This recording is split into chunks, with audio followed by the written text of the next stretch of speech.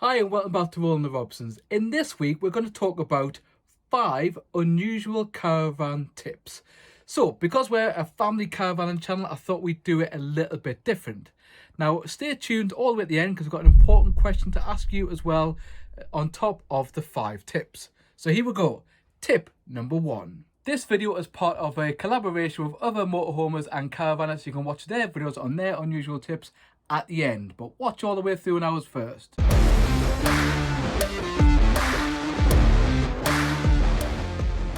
All of our tips are going to be related to having children and caravan or motorhoming with children. So, without further ado, tip number 1.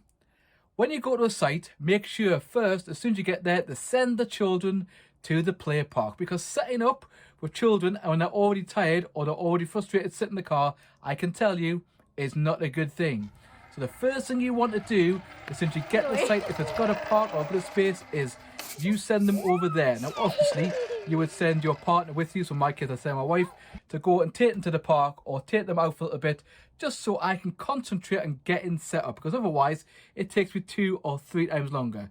So tip number 1, as soon as you get the pitch, send your children away to the play park.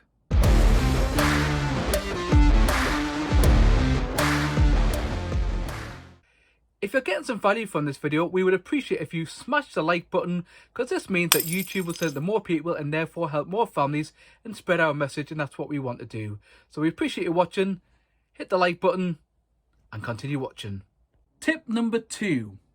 Again, if you're on a pitch that does not have a toilet and you have children with you, yes, I have 3 of those, then make sure you empty the toilet every single day, because the last thing you want is middle of night, you get up to do, you've had a couple of beers, you get to the toilet and find, well, it's already full and you've got to do a nighttime trek with that to the waste disposal. So always make sure that you empty the toilet every day, particularly in a sale or a site, maybe a rally, which does not have a toilet with you, and that just saves you having the inconvenience of having that little cheeky nighttime trip that you'd rather not have.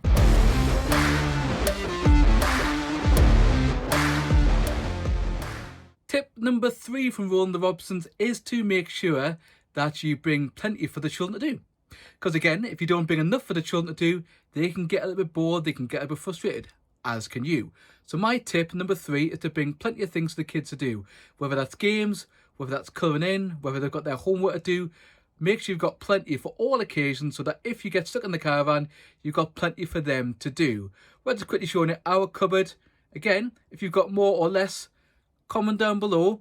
What do you take? What's the best game that you take with your couple or a family with you in case you have bad weather or just to pass the time?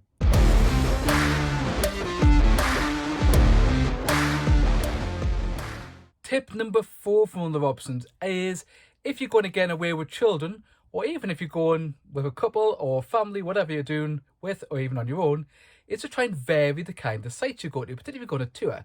Now, we've recently been on a Norfolk tour and videos are coming up for that at the moment.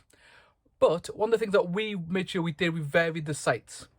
So our first site was a site called Caravan site, which had quite a large site, lots of children, nothing to do.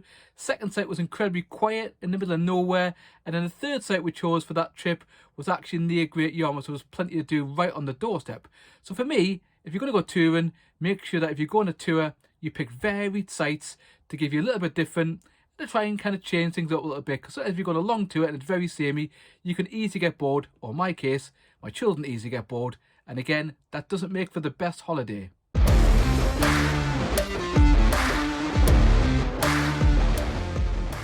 And our last unusual caravan tip, tip number 5, is just to make sure that you de-stress.